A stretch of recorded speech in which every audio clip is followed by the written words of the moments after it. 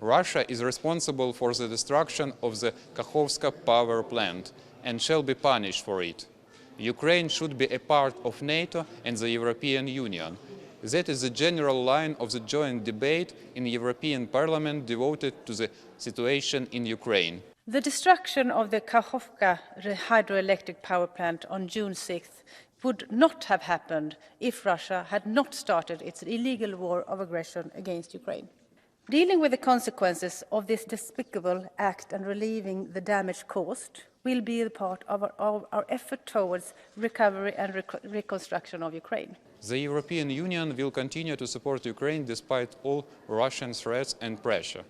The initial objectives of 15,000 soldiers trained is already reached, and we are well on track to train the new objectives of 30,000 soldiers. We, as the EU, have a clear responsibility to ensure that Ukraine will become a successful EU member state. This responsibility calls for a continuous mobilization. Today, while Russia continues waging war and committing war crimes, tomorrow, for the reconstruction and recovery of Ukraine. We have expressed our support to Ukrainian people whose lives are at risk as a result of this senseless attack, which represents a new dimension of Russian atrocities. The EIB has also set up the EU for Ukraine initiative to finance its recovery and reconstruction.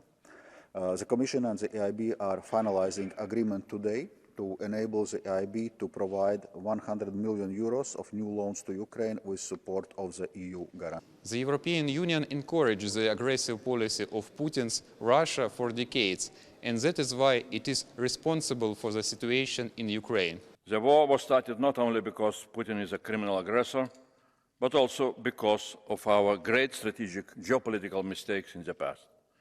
The biggest mistake was to leave Ukraine for long decades in the grey zone, without clear membership perspective in NATO or European Union.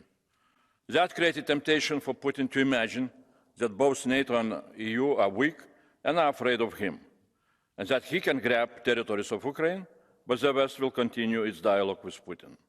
Ukraine should get an invitation to join NATO during Vilnius summit and should become a member after the war.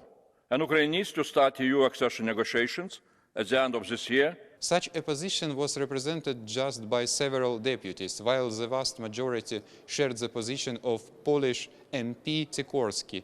There is no place for negotiation with Putin. Would you really want to entrust the security of your country to the signature of a man who has ordered this outrage? No, ladies and gentlemen, the real negotiation is being done by the brave soldiers of the Ukrainian army. God bless them. I hope they negotiate all the way to the international boundaries of the Ukraine state. Slava Ukraini! Vitaliy Syzov, Ruslan Kuzgov from Brussels for UATV channel.